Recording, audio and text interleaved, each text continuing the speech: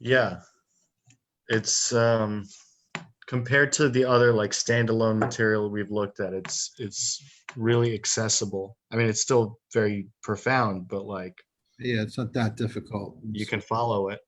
Yeah. There's nothing wrong with that. Sometimes when you do the harder parts of the Zohar, you get addicted to doing it, parts that are hard to understand. Like, but okay, so they went out with him. We're ready to roll.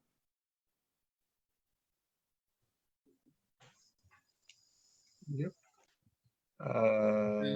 This is exactly where you were before. Nafku bahadei va'urichu apum arta. They went out with him and waited by the mouth of the cave. Again, if anyone's following along on Facebook that wants to know the page, we're on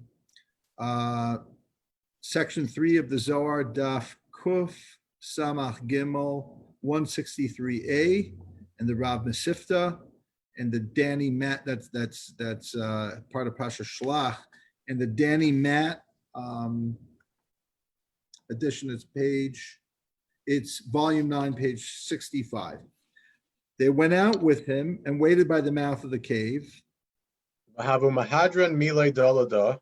They were going over whatever they had studied with one another.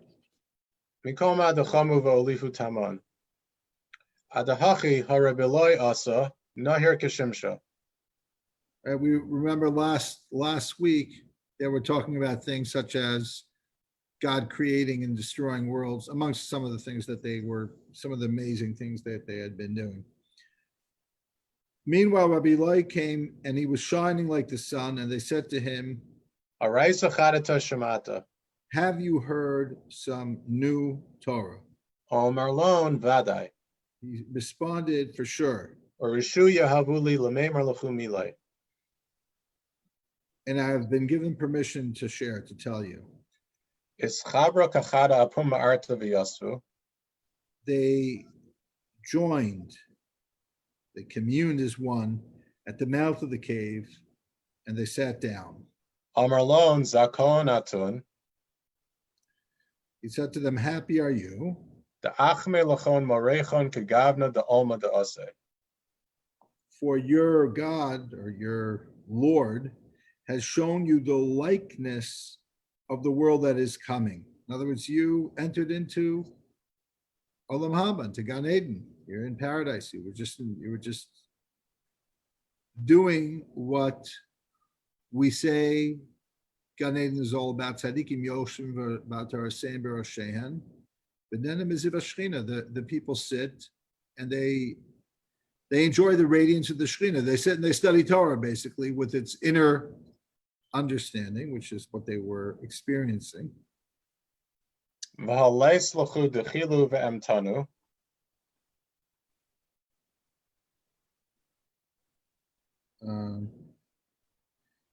Showing you like this is the world that is coming, and yet you have no fear or trepidation.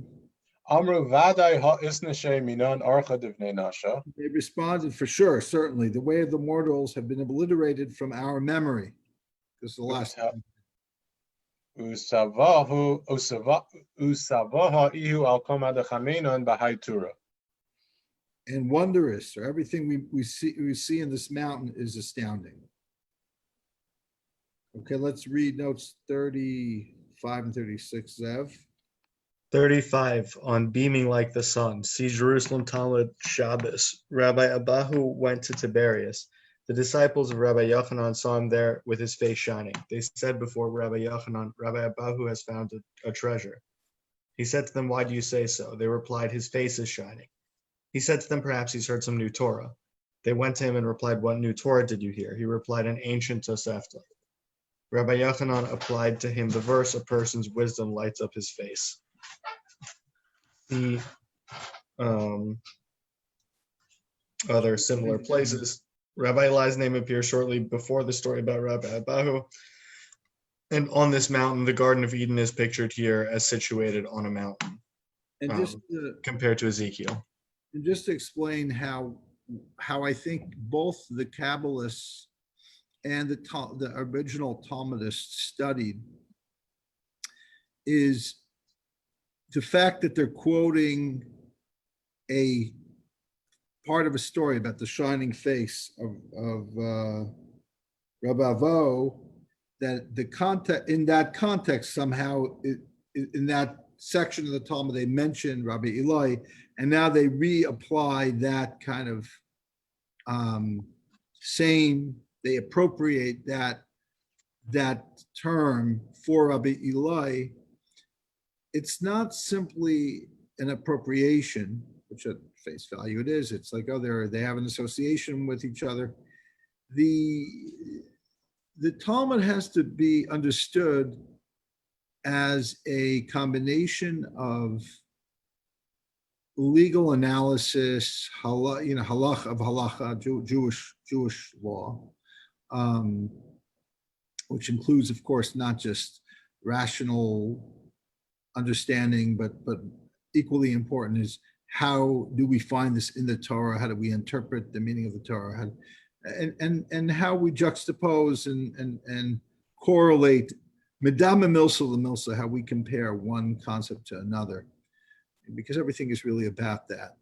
But it's much more than just what you see right in front of you on the page.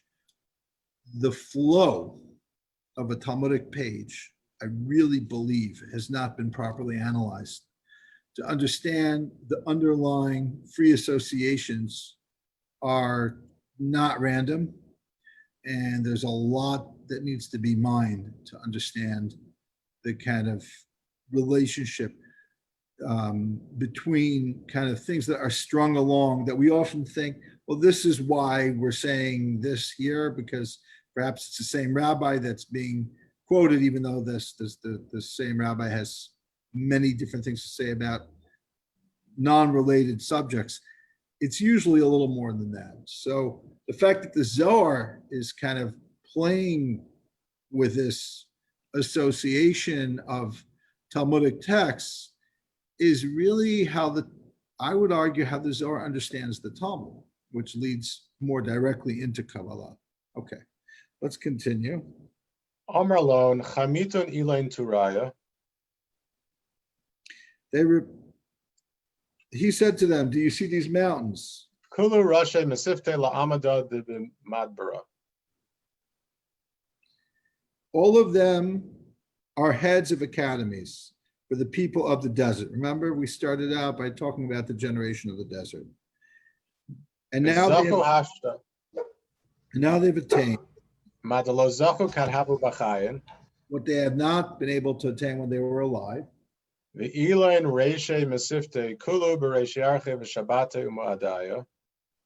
And these heads of the academies, every Rosh Chodesh, there's a new moon, and the Shabbos and the Yontif. Miskanshe lagabe Torah de Ahron Kanu Misare lagabe.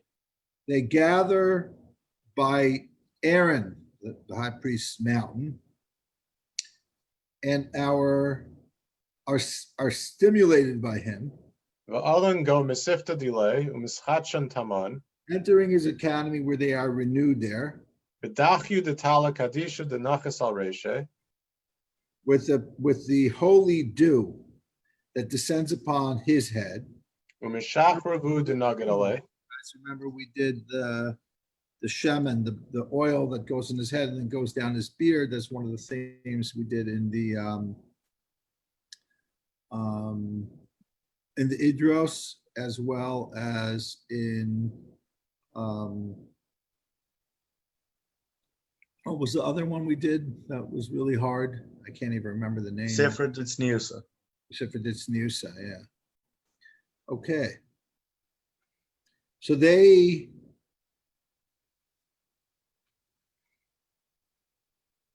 get renewed by this dew descending upon his head and of the anointing oil flowing upon him.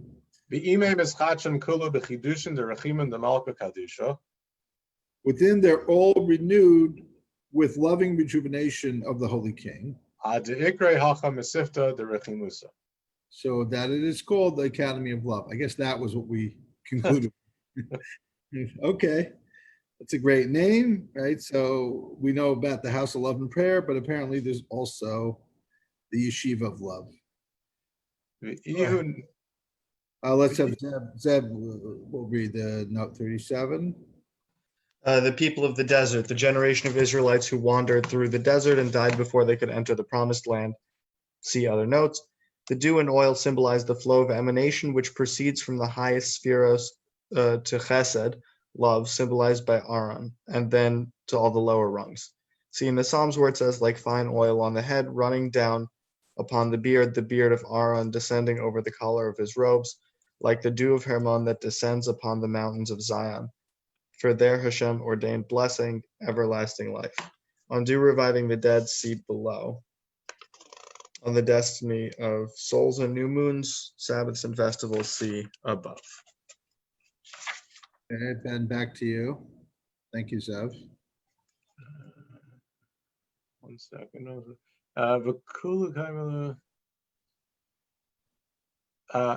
natil b'chol Mesivta. Him, which is talking about Aaron, proceeds with the entire academy. B'tamiru dakik misafafan kenishrin go Mesivta denahora. In great secrecy.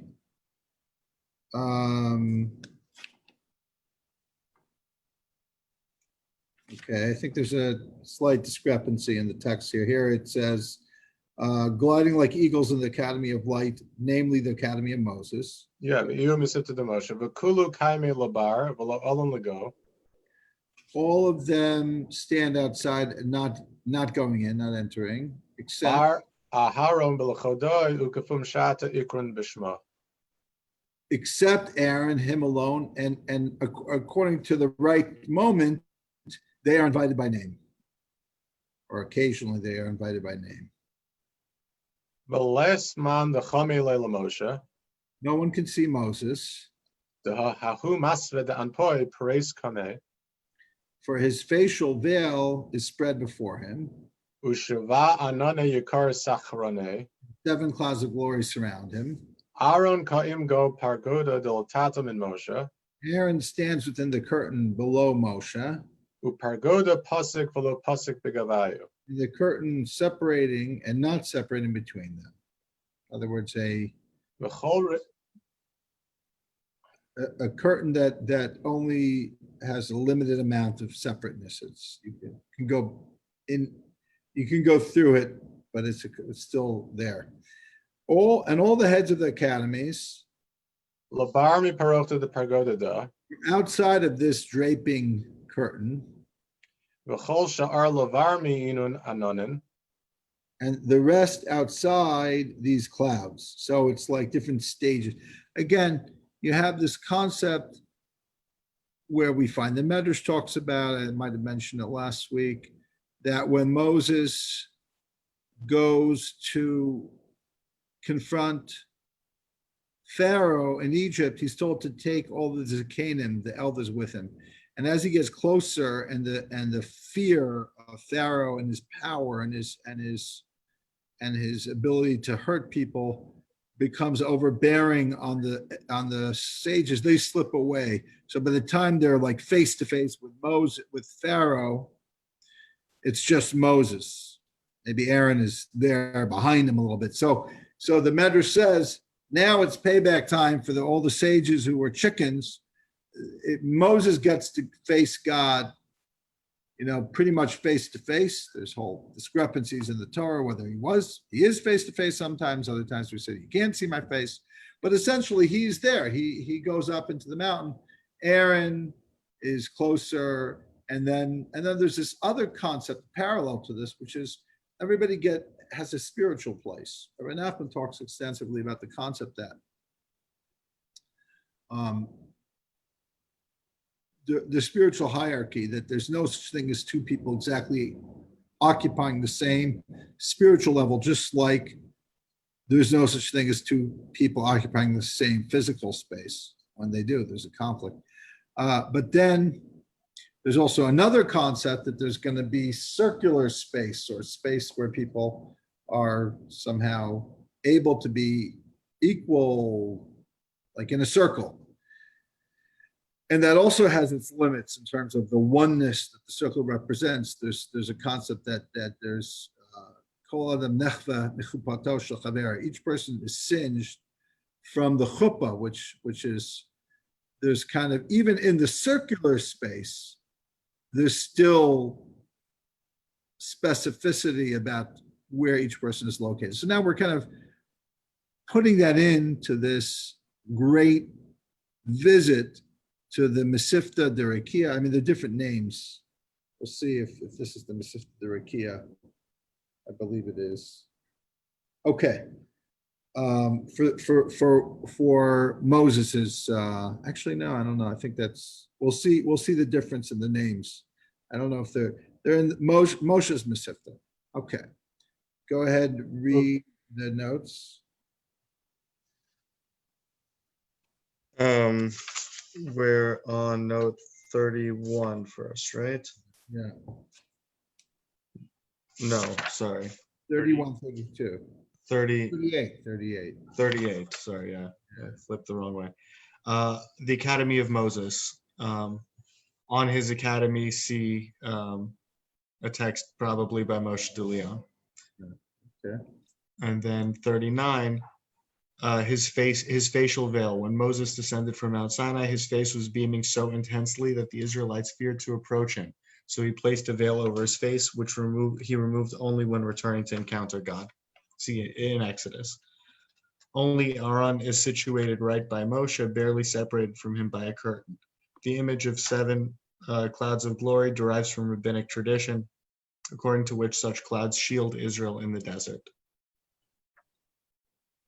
Okay.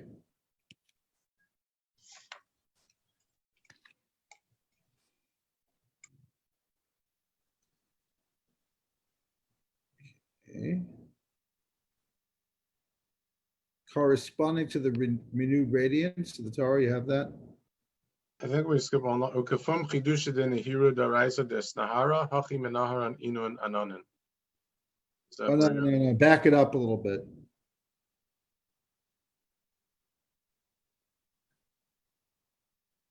Corresponding to the renewed radiance of Torah, so those clouds shine, rarefied by a delicateness of light until that veil is visible. From within the veil, they see a light shining more brilliantly than all the light of the world. And that is the face of Moses. His face is not visible at all. On Pilos Chazan Cloud. Okay, that's the next paragraph already. I was reading a line before that. Okay, Viskalishu bidakiku de Nahora adis chaze hahu masve. Umigo hahu masve. Chama Nahora de Nahar Yatir Mikol Nehir in the Alma. V'inun ante Moshe. An Pilos Chazan Cloud. Lasman the Chamilon. That's where you're just up to. Yeah, okay, fine. So we'll just go on then. Only that radiance issuing from within the veil behind all those clouds. Moshe Amar Mila Stam Ahron. Moshe uttered a statement unexplained to Aaron. Va'aron Parish Rav Mesivta. Aaron clarifies it to the notables of the academies. B'ma Parish. How does he explain it? B'chol inun ma'buin da'astimu minei. By all those springs that were blocked to him Kadmata zimnei Yoshua. when the time of Joshua came. V'hashta ihu mahadar lon b'kama palion u'mekornu ma'buin u'necholin denava mikol milo amila. And now it's restored to him with many wonders, fountains, springs, and streams flowing from every single word. I think we were talking about this a week or two ago, this concept of forgetting, because a big part of this idea of a shalshelet, of a transmission, multi-generation ability to hold on to something has a lot of fear of forgetting. And why don't you read the notes, Ev, on this? Who is it saying that when Yoshua, like something was impeded? Was it that Moshe was impeded by the time of Yoshua? There's this concept that yeah. But I'm saying it's Yoshua. So the last day of Moses' life, Moshe already couldn't really remember things. Spiritually, he was weakened. So during that period, metaphorically, it affected Joshua in the sense that they were forgotten. Moshe didn't know it. Joshua didn't know it. And then Then Moses died. So again, part of Gan Eden is to undo the damage that death does. So this is like kind of a revisiting of what happened and them undoing that damage. But I guess the reason why I meant it's interesting in that Moshe says something without explanation. Moshe was the one who lost the power of embellishment. Aaron is the one who's getting that word, and it sounds like he's the one who now has the power to embellish in all these three, in the three different ways enumerated. Yeah. And it's not, Moshe doesn't even have to do it. You're picking up on something interesting, because usually we say Moshe and Aaron, and Chazal take great pains, almost to the point where it's like enough already. Like, no, it's really only Moses.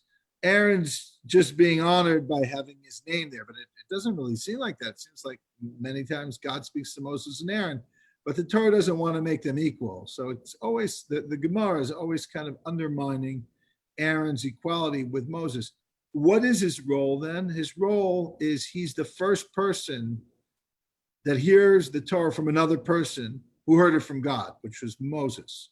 So somehow it's not just an honor to be Aaron, or you get to hear it before everyone else. There's something in the explaining itself that takes something that makes no sense to anyone else and makes it make sense. Aaron makes sense out of it. You guys reading me? Ben's picking up on that. And somehow that is making up for the fact that Moses forgot and couldn't give over to Joshua. Now that Moses is eternal. Let me ask a question. Does this have, I thought I heard somewhere a long time ago that this process of knowing certain things in Torah and then forgetting and losing them is brought back, can be partly restored through the oral law, through study of the oral law, which sort of helps you reconstruct what's lost, so that some of that's lost is no longer lost? Yeah, I mean, that one way to understand the study of the oral law is it's a rediscovery of what was lost. That's what I meant. Yeah. You get back some of what thought was gone. Yeah, because there is a loss along the way, and this is a way of getting it back, Okay. Interesting idea. That function that you're describing, Ahron, is serving here, of like taking something that doesn't make sense to anybody else and making it make sense to everybody. The idea that there is such a person for a prophet is the precise difference between Sunni and Shiite Islam. The Shiites believe that a prophet needs this interpreter to make it comprehensible to the people. Whereas the Sunni believe, no, you got to you read the prophet for yourself and you understand it pshat. So there's like the Shiites are much more mystical because they have these figures who, unpack those levels. Mm-hmm. Just a thought. Which would help explain how the Sunnis, I don't want to get into other people's religion. Sure. Issues understanding my own. Sure. But at least that idea that you have that person who interprets the prophet is like, there's a whole religion based on that idea alone is my point. Okay. So,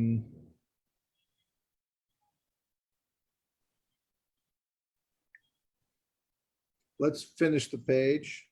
Kol Nashat Zachin the Haidara. All the virtuous women from this generation came to Miriam at these times. Ukidain Salkin Kulu, Kisimros Ashan Gomad Verada. They all ascend like columns of smoke in the desert. Vahu Yoma Ikra Yoma de Hilula. That day is called the day of celebration. Nashin Balele Shabbasus Balela Yamin Tovin Kulu Asam Lagabe Miriam. On the eve of Shabbos, the women on the eve of Shabbos, the eve of festival, they come to Miriam. V'yada nishtadlusa b'yediyah demare alma. And they know how to work into this mysteries of figuring out, discovering the master of the world. Zakah darada mikol daran alma. Happy is this generation above all generations of the world. Nafke me Mesivta de Moshe uparche legabe Mesivta derakia. They emerge from the academy of Moshe and fly to the heavenly academy. V'inon de ischazon parche legabe Mesivta ilah. And those who are deserving fly to the Supreme Academy. So now we're introduced to two new academies, Heavenly Academy and Supreme Academy. Al hahu darak siv ashrei ha'am shekachalo ashrei ha'am sha'Hashem elokav. This generation is written, happy is the people who it is, who has it so. Happy is the people who God is Shashem Elokav, that God is their God. Okay, why don't we read Zev notes 41, 42, and 43. So 40 corresponding to the renewed radiance of Torah, the greater the radiance of Torah from the greater the radiance of Torah from the Academy of Moshe, the more brightly those clouds shine.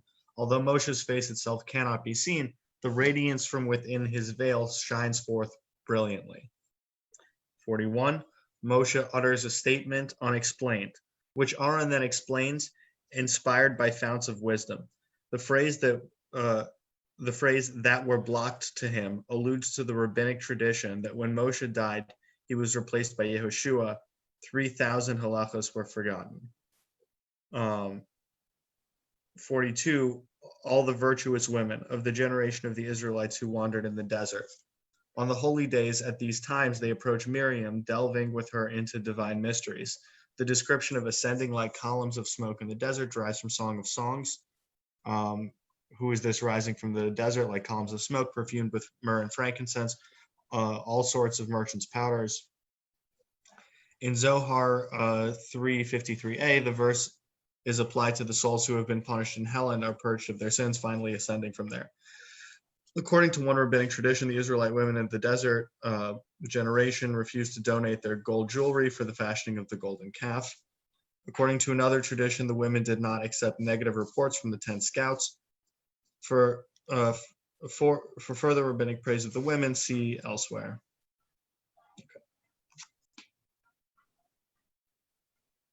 Okay, note 43. The Heavenly Academy. On the distinction between the Heavenly Academy or the Academy of the Firmament headed by Metatron and the Supreme Academy headed by God himself, see elsewhere in the Zohar. That's Wild. Yeah. helpful. Yeah, we have to do more Zohar to get to the answers. Well, actually, that's coming up. That's not that far down the road here. I guess that's still within Rav Mesivta, that citation. Can't wait for that. Okay, good. Rabbi Eli, open. Pasach Rabbi Eloi v'amar tamim tihiyah im Hashem elokecha. He said a verse, you shall be tamim, whole or wholehearted with God your Lord. Ma bein tam l'samim. It's a verse in Deuteronomy 18:13. What's the difference between tam and tamim? It's the same word. It's it's really not different on a face value, but the Zohar will say they actually are different. What's the difference? Abraham's ksiv hisalech l'fanai be'ayeh samim. It's written, walk in my presence and be tamim. It's whole, the whole of the whole, tamim. Yaakov de ishtalim yatir ksiv Yaakov ishtam. Now Jacob, who has become more complete. So Jacob, again, represents Tiferet. Abraham only has Chesed. Jacob has everything of the first three emotional spherot. So he's called Tam. Tam, I wouldn't know this, but the Zohar says Tam is more whole, more complete than Tamim. Amai ikre ishtam begin the lo ishtar be psolas klal de haparia hababe. Why is he called Ishtam, Jacob, complete man? Because no leftover refuse remained in him at all. Since he included Priya, the uncovering, that's the second stage of the Brit Milah. They used to have to do two things in the procedure that now is generally just done as one, so you wouldn't really, become aware of what they're doing, that it's really two things they're doing. And Zohar is picking up on the concept. One is the more external arla, the more external foreskin that represents a more external klipa, and the priya represents a further taking away of a more subtle klipa, and that somehow connected to Yaakov, and that's why he's Tam. He's more than Abraham. Let's see what notes 44 say. Zev? I just recall before I get into that, elsewhere in the Zohar, it talks about that specific stage of the bris process as being what merits, what allows us to merit being in Eretz Yisrael. I don't know if that's relevant here, but the Zohar makes a direct link between that part of the process of the bris, the priya, and meriting the land. I don't know. We'll see a connection, I think, on the next page between Jacob, Rachel, and Leah. Why was it that Leah? One of the explanations why only Leah was buried with him in the Mars HaMachpelah and not Rachel, and Rachel died outside of Ephrat, which is says outside of Israel. Maybe not the next page, but which is connected to this. Okay, so 44. Page, I don't know, maybe 78. We'll talk about that.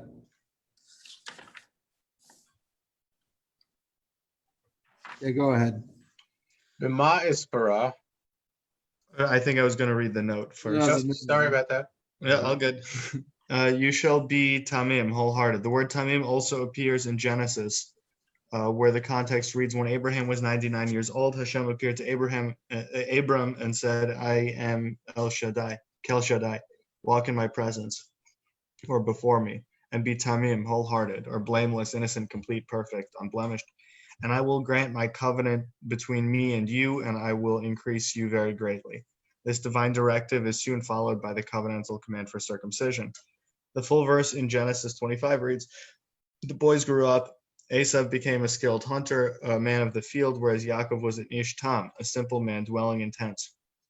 The word tam means simple, innocent, plain, mild, quiet, sound, wholesome, complete, perfect. Targum Onkelos renders it shalim, complete, perfect, consummate. Here, Rabbi Eli adopts this rendering as an allusion to Jacob's complete fulfillment of the circumcision, which includes two stages. First, the foreskin is cut and removed, disclosing the mucous membrane. Then the membrane is torn down the middle and pulled back, revealing the corona. The second act is called priya, uncovering. Whereas Abraham completed only the first stage of circumcision by experiencing the priya, Yaakov completely eliminated the demonic refuse associated with being uncircumcised. In Kabbalistic terms, Abraham symbolizes chesed on the right, whereas Yaakov symbolizes the more complete and balanced realm of Tiferes, including both chesed on the right and din on the left. On Tam and Tamim, see below, we'll get there. On Tamim and circumcision, see elsewhere. On Jacob being completely free of blemish, it gives a number of references, and then it gives some references on the two different stages of circumcision. And from what I understand from that other part of the Zohar that talks about it, the second stage is only possible with an infant, which is why Abraham couldn't do it. It's physically impossible if you're not doing it to a newborn. Okay, I'm not sure if that's medically the case, but we'll trust the Zohar. Whatever it means, it's good. Okay, we're going to continue. B'ma ispara. I don't know if you have this. Priya Havabe the ispara. Vizdake ma'hu psolas beginda hu asar da askif psolas. Do you have Rabbi Eloi Pasach Rabbi Eloi? Do you have that? That was right before that. Pasach Rabbi Eloi tamim tiyem Hashem Elokecha. Oh yeah, we did that already. Okay, good. Of Jacob, who became one? Yeah, okay, good. Because since this has included Priya uncovering, so we're on page 68 now. How was he uncovered? Go ahead, Ben. Yeah. Priya Hababe de Ispera, Viz Dake Mehup Solas, begin the Huhu Asar, the Askif Solas. And purified of all that solat, that refuse, he's translating at it. Begin the Hu Asar, the Askif Solas. Well, the place that strengthens the refuse within. Dalago Asar, the Priya Share, Ihu Shor. Within the place where uncovering appears is an ox. Now we already had an eagle. You know, we got the four faces of the Merkava, the eagle, the ox, the human, and what's the fourth? Lion. Lion. Thank you, Ted. Okay. Diyukna de Smola de Kursaya delay. It is an ox, image on the left of his throne. And remember, there's a reason why the Jews worshipped a golden calf is because they saw the image of an ox. The question, why the ox? They also saw the eagle. They also saw the lion. Why didn't they make a golden lion? Why didn't they make a statue? It's so interesting because all of these people talking about taking down statues, and it's like, I don't know what to think because I just don't have like a whole big attachment to statues because as a Jew, like we're not so into statues. But I could understand the cultural war, the sensitivity around them, because it's a part of history. We don't like when the Taliban take down statues, even though we're monotheists.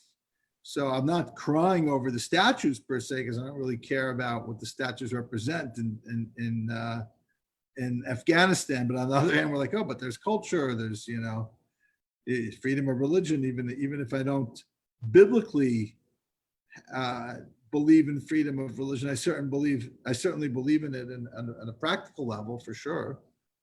We know too well not to. But anyway, let's carry on here. Is the historiography of statues, not to go far afield, is the historiography of statues what mummies were to religious cultures, statues were to secular cultures? Like the same way you'd mummify the king. Giving somebody an eternal element, they live on forever by their image. Yeah. Maybe. I think religious cultures did that too. The Egyptians had plenty of statues that they showed their kings as gods or whatever. Right. Okay. Cool. I said that to just to say that it was wrong. It was a wrong historiography narrative. Arguably, that was what was missing in Judaism, is we didn't have pictures and statues, and it's hard to spread religion just with Talmud, Even when they talk about avodah zarah, they talk about an asherah, which is just like a pole, right? It's not like a representational statue. The people were worshiping a tree or like some kind of wooden pole, but even then they weren't making a statue exactly. Okay. Yeah, I don't want to equate statues with avodah zarah. It's just because we had this issue with avodah zarah, we never got into making statues as a general principle rule, although there's many exceptions to every rule, including statues. Okay, let's go on. But look how, this is supposedly none of these people are worshiping the statue of Robert E. Lee or Stonewall Jackson, but they're certainly upset about their being taken down. It's almost as if they have become idols. Well, they're part of a culture, even if the culture is steeped in hatred and inhumanity, it's still part of the culture. I certainly wouldn't want a statue of Hitler to be up, and if it was up, I'd want it down. But I could understand why not everyone is Hitler. Even people who fought on the side of the Confederates and were bad, I still don't consider them Hitler. But I could still understand why it would be insensitive, at the very least, for people who feel that they represent their oppression.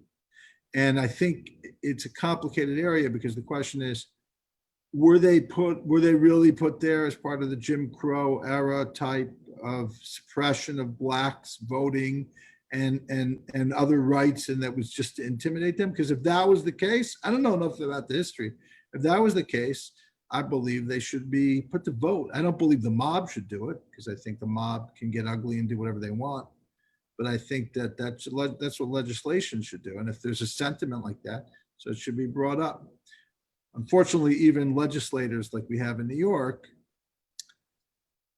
become affected by a mob mentality. So like in the names of, to try to help Black lives, you probably have city council people doing things that are ultimately not for the well-being of Blacks or whites in the city, because they're unduly influenced by not the mobs, but the sentiment, the political sentiment. So who knows?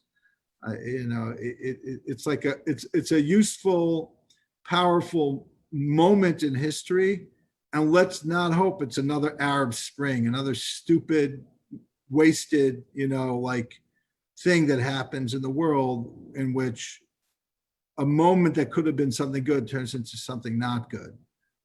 Because the Jews have a long history. So we come and, we kind of, every time there's like a, communist moment, and the Jews are like, yeah, we've been there, we've seen that. It sounds all so good, but let's see what really happens. Like we're not impressed by good talk.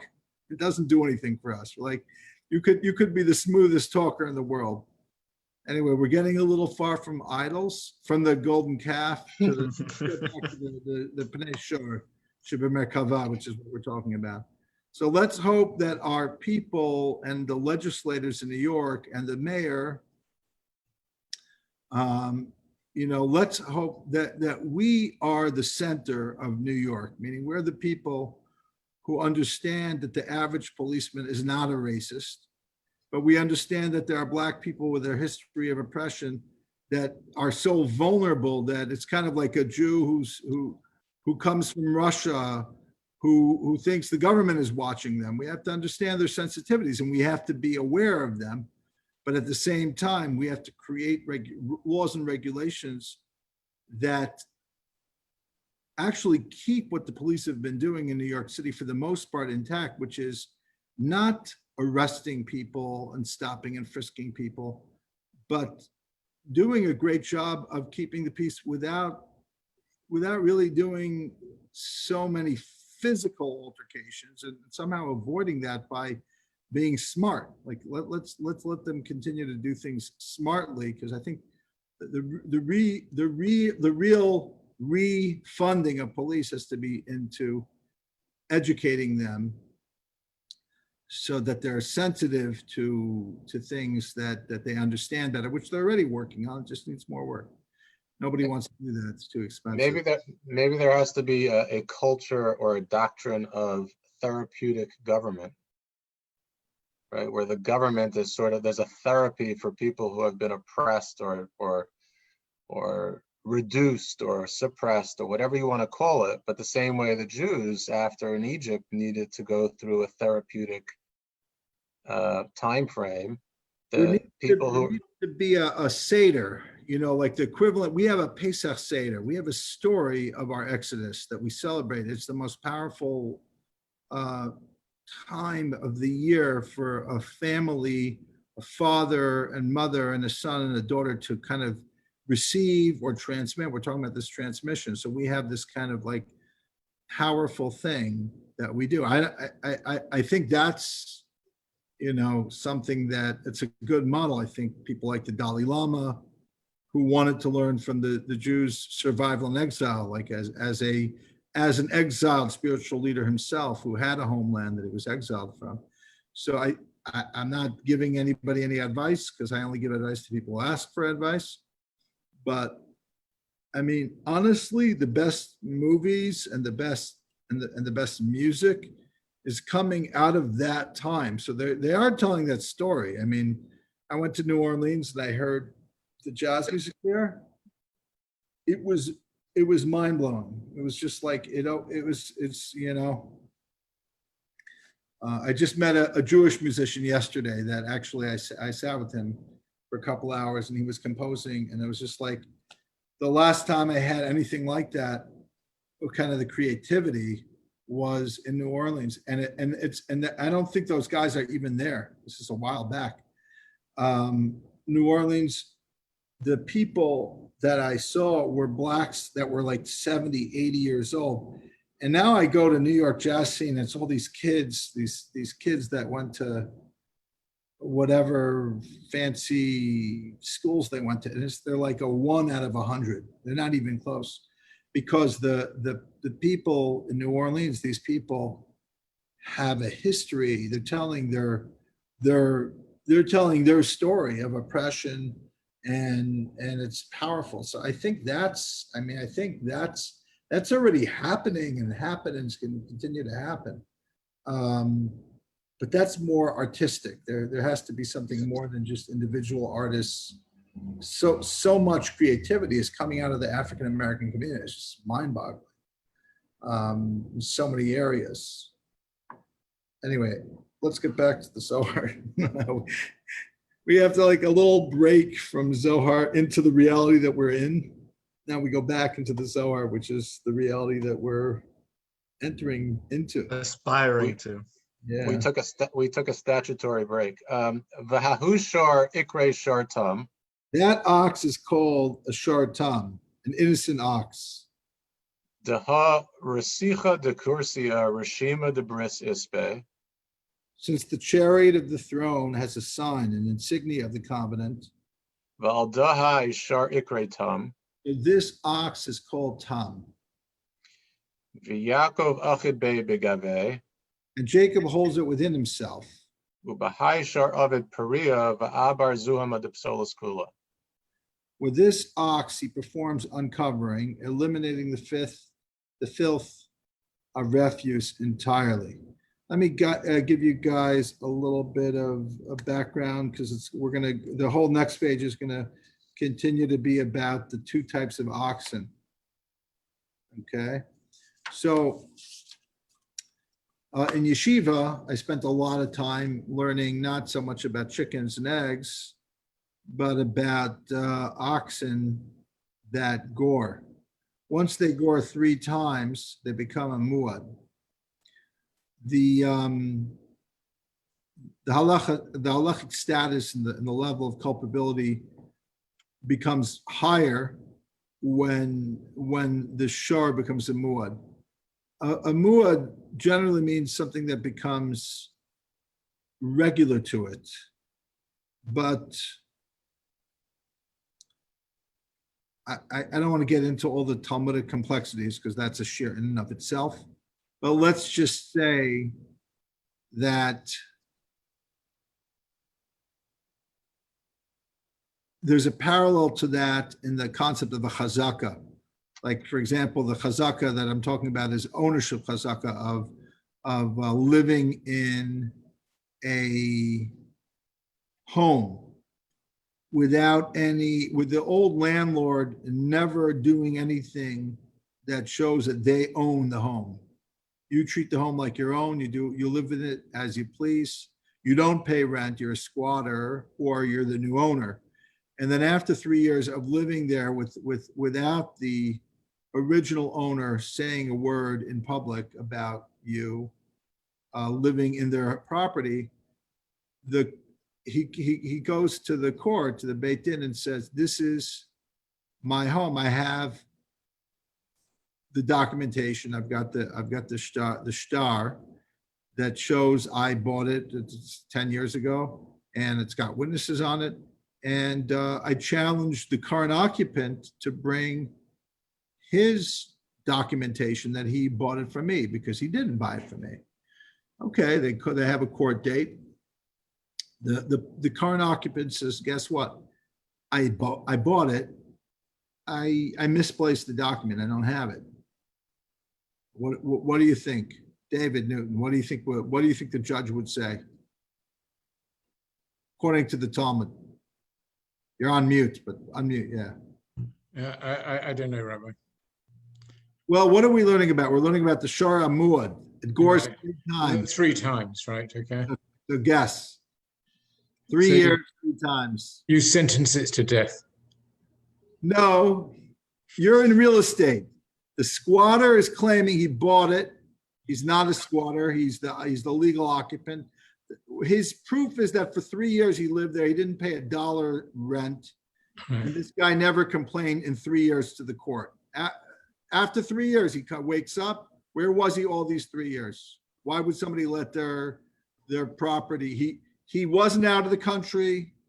He lived in this area. Yeah, I read something about like this in Baba Yitzira. So in other words, that whereas he would basically he would, as a result of his neglect, because he's made no effort in order to change the situation. He didn't act like an owner. So the Talmud says, one reading that the Talmud has is, what do we compare it to? What's a legal precedent? That a regular ox is called a tom. It only pays half for the damage that it does when it purposely inflicts damage, as like a goring ox or an angry ox trying to hurt something, because it's considered like not its normal way of doing that. Once it's done that 3 times, it's no longer the tom. It becomes something else. It changes its status. So the Talmud wants to say we could use that as a precedent to learn out from a field or a home that it's no longer the original owners, because by definition, something that belonged to somebody who treated himself as the owner without any other person arguing about it or trying to collect rent for it or complaining about it, shows that this current occupant is the new owner. Again, let's take it back here. So the Shor Tam is one type of ox. The Shor Muad is another. We're going to say the Shor Tam represents something positive. The Shor Muad, you can only be positive so long. Let's say somebody does something wrong. What do we say? It's not who they are. They're better than that. The question is, when does it become a muad? When does the shar become a muad? When does the goring ox no longer be the exception but become the rule? So let's see. Now, with that as a background, let's read this. Okay, go on. Where are we up to? The Masnisa Divitzat. Are you reading notes or are we going? Yeah, reading the Let's note. read the notes. Yeah. 45 here. The demonic refuse associated with being uncircumcised is strengthened by the power of din, judgment, on the left. This sphera is symbolized by the ox in Ezekiel's vision. In that vision, each of the 4 living beings carrying the heavenly throne has 4 faces: a human face at the front, the face of a lion on the right, the face of a bull or an ox on the left, and the face of an eagle at the back. Rabbi Eli associates the shor, the ox, with the rabbinic notion of a shor tam, an innocent ox. That is, an ox that has not gored anyone on more than 3 occasions. The Mishnah distinguishes between a shor tam, an innocent ox, and a shor muad, a forewarned ox. That is, an ox that has already gored 3 times and whose owner has been duly warned. The owner of a shor tam is liable for only half of the resulting damages, whereas the owner of a shor muad must pay in full. As Rabbi Eli explains below, tam, innocent, complete, signifies Shekhinah, who is also pictured as the divine throne. So the ox who is linked with the throne in Ezekiel, who is linked with the, what? So the ox who is linked with the throne in Ezekiel's vision is apparently called Shor Tam, an innocent ox. The insignia of the covenant may allude to Shekhinah herself, or to the Yesod, the divine palace, and the site of the covenant of circumcision. Since Jacob symbolizes Tiferes, who balances and harmonizes right and left, he holds within himself the power of din on the left, symbolized by the ox. With this power, he succeeds in eliminating the demonic refuse. Fittingly, Jacob, who is Ish Tam, a complete man, includes Shor Tam, an innocent ox. On Shor Tam and Shor Muad, see Exodus and various places in the Talmud. And elsewhere in the Zohar, it also associates Ish Tam with a Shor Tam. Okay. I think that's the last note I can read before I have to Okay. Thank you, Zeb. Thank you get ready. for helping organize and read the notes and getting the texts copied and reminding everyone to bring the Zohar and helping people get online. I'm glad we're here. I'm glad we're here. I'm gonna have to call Daniel and ask him to come back one of these Yeah. days. Tell him it's easier. Yeah, I will. Yeah. Yeah, we'll probably go through maybe Tisha B'Av, and then we'll take a break for the rest of August. We'll take a break for August, even though, you know why it's funny? Because now you're like, oh, we don't have to take a break. It's summer, doesn't matter. There's no such thing as summer anymore. because Right. we're all virtual. And then I'm like, we have to pretend that there still is a summer. I'm going away in August. Yeah, I don't know about you, but Right now I have no plans, but the point is that even if I don't go away, I'm going to pretend that it's like a regular August, and I'm not sure. going to keep the classes going just because we need we need that. We need that Yeah. mentally. We need that. I find Yeah. something that we don't. We have to recreate the pre-existing world before the pandemic as best as we can. Someday we'll have to return to the world, and it shouldn't be too jarring. Not even that. It's even for our sanity now. Uh-huh. To keep it together now. Yeah. Sure. Yeah. Anyway, let's continue on page 69. In the 69. Mishnah, V'masnisa de Betzalel ksiv, Yiskor Elokim es Rachel, written, God remembered Rachel. B'sara ksiv Pekida, U'Rachel ksiv Zechira, Amai. Here it's written the word Pekida, which is kind of like remembering. He's translating it as attending, whereas a Rachel is written Zechira, remembering. Like why? Why the difference? So just Begin the like Zohar. it's similar to this Tam and Tamim, now it's Pekida versus Zechira, and Rachel gets the Zechira. Why? Because Zachar Israshim b'Yakov, De'ihu Beris Shlim, is inscribed on Jacob, who was complete, covenant. Kad Iskilid Yosef, When Yosef is formed, Uvema Kad Natal Shor Bahadeh, Delo Yaskef Lasitra Achra, how? When he took the ox with him, so it would not strengthen the other side. Uvegin Kach Iskar Yosef B'chor Shor, B'chor Dahahu Shor, the Natal Yaakov B'chor Shoro. Therefore, Joseph is called the firstborn of the ox, firstling, that Jacob took, his first ox, surely. Vadai Vahahu Shor Shor Tam, V'Yaakov Ish Tam. The ox is a short tam, an innocent ox, and Jacob was an ishtam, a complete man. Ribon B'Shalat Mare de Besa, Dahahu Shor Tam Shor V'Gaveh. Sovereign, master of the house, within whom dwells that short tam. Begin the it. We need to find a reader for the notes. I'm sure note 46 and 47 are very important. Ted, do you want to read? Yeah, 46. Yes. All right, 46. In the Mishnah of Betzalel, this secret source discusses the significance of the wording, God remembered Rachel and God heard her and he opened her womb. Regarding Rachel's grandmother, Sarah, who was also barren, scripture employs a different verb to describe how God fulfilled his promise that Sarah would conceive. God, pakad, attended to Sarah as he had said, and Hashem did for Sarah as he had spoken. The verbal root, zachar, to remember, alludes to zachar, male. Jacob, Rachel's husband, symbolizes Tiferet, the core of the divine male. And when he fathered Joseph, who symbolizes Yesod, he embodied the complete covenant, since Yesod represents the divine phallus and site of the covenant of circumcision.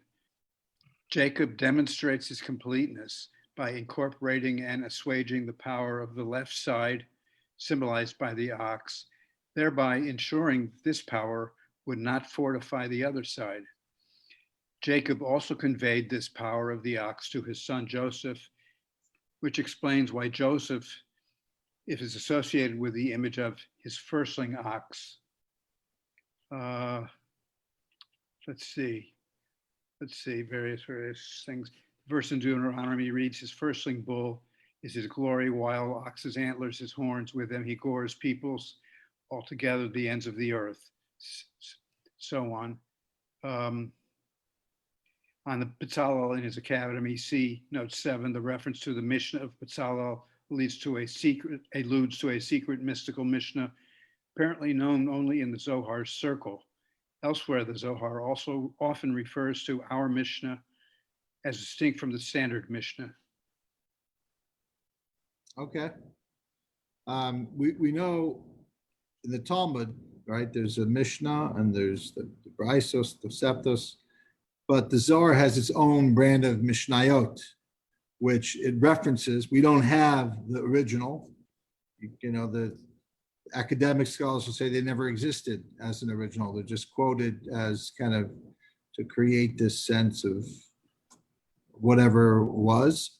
And I guess people who believe the Zohar at a more literal level will say there is a Torah Shebal Peh of equivalent of Mishnayot of Svarim that predates the Zohar, that the Zohar we don't have, we can't find it.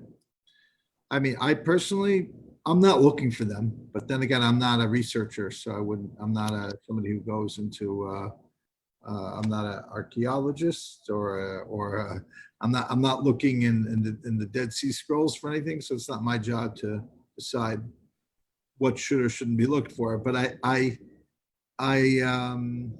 doubt that many contemporary scholars who are not very frum are, actively looking for anything. The Mishnah, the hidden Mishnayot, because there's a lot of Svarim that the Zohar quote that don't exist in any other form other than being kind of referenced by the Zohar. So it's so the Zohar has its own library. Yeah, but wouldn't it been there's so many texts that if there hadn't been investigations by, for instance, Sholem and other people, those texts could have very easily just simply moldered away until they no longer existed. And we're talking about perhaps, we're definitely hundreds of years.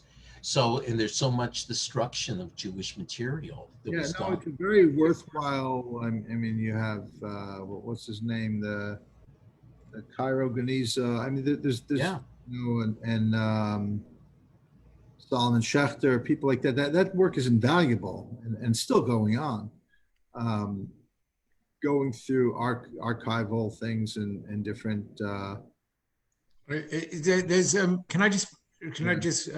there's a book, Rabbi, that came out recently called something like Triumph or Victory and Anxiety or something like that. And it's from the years 1847 to 1947. And it's written by an English journalist, but it's kind of the world round. And there's a fascinating, that there's all this thing about different people. It's written up in the New York Times, where the person who was writing about it, Bret Stephens, got into a lot of trouble. But the book is about a series of scenarios of Jewish people who lived from 1840 in the period of 1847 to 1947, and just quite how Jews changed the world during that period.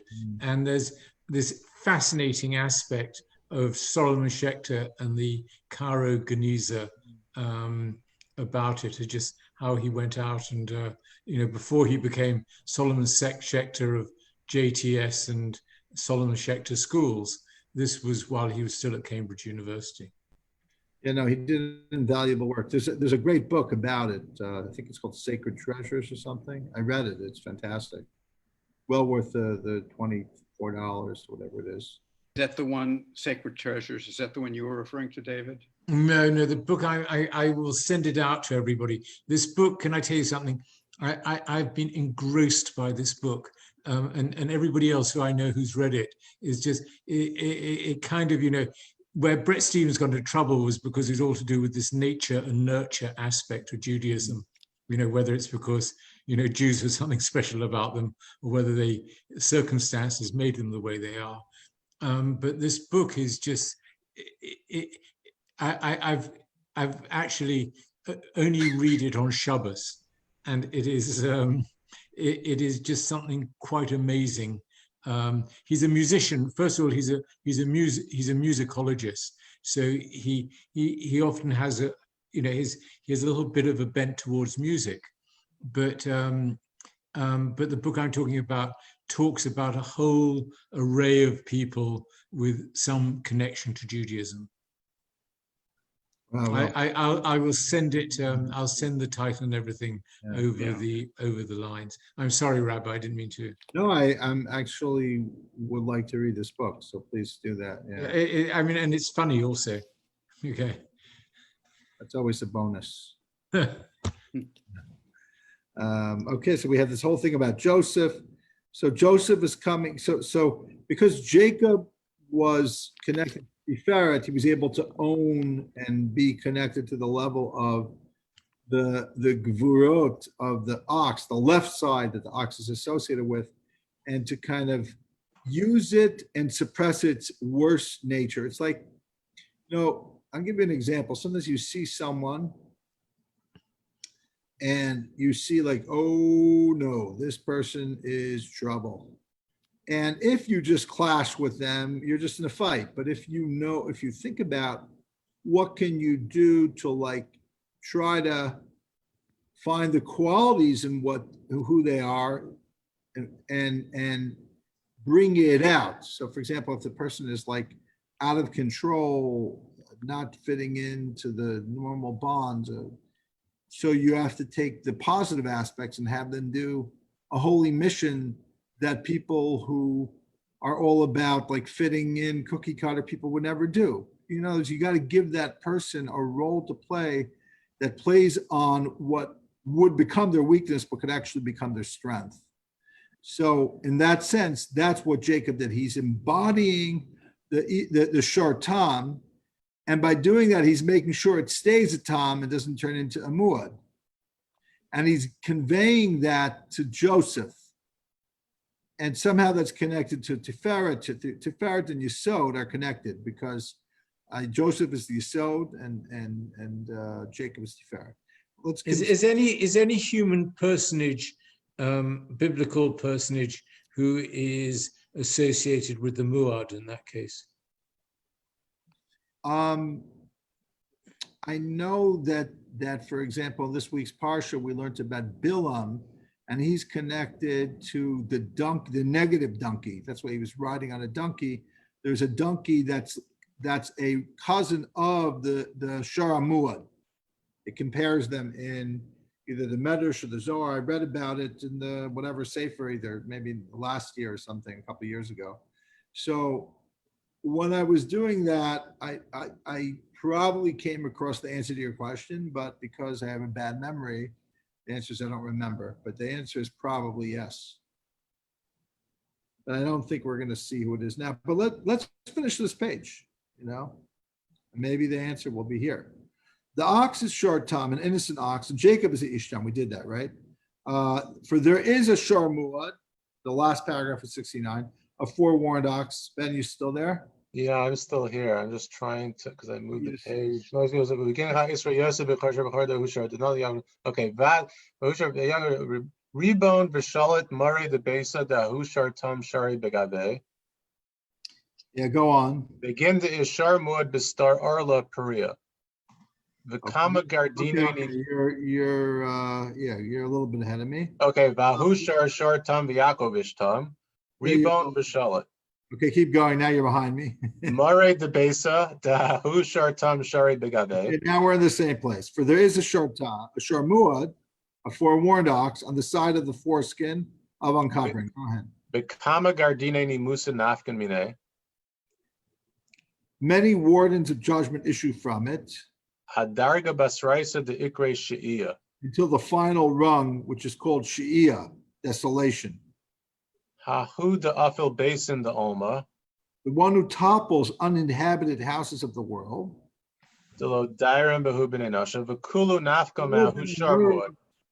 From the four that no one inhabits, from all of those emerged from the forewarned ox. The dabechibur de chamor bisha. It joins the evil donkey. Hey, look at that. Ovegin kachlo sacharosh bishar v'chamor yachta. It was both here and in Parshas Pinchas, because I did the Zohar in Parshas Pinchas, not this year, but another year. And they both equate this donkey that they say that what's his name? Not Pinchas, Balak. that Bilam had relations with the donkey, not because he was a pervert, but because he wanted to be part of the bechina, part of the level of what like the Shor Tam that the donkey is associated with. So there's your answer. Bilam was the man. Okay. Begin the la'ataro lahu. Consequently, do not plow with an ox and a donkey together so as not to awaken them and arouse them. Okay, who wants to go ahead, Ted? You there? I think we lost Ted. Okay, that's a sign. That's because we have a 10 o'clock Marav minyan at the Shul, and I am clearly not one of the 10 tonight. But Zevin, I don't know if you get the emails from Safaria, but one day this week there was an email about a project, I guess, or a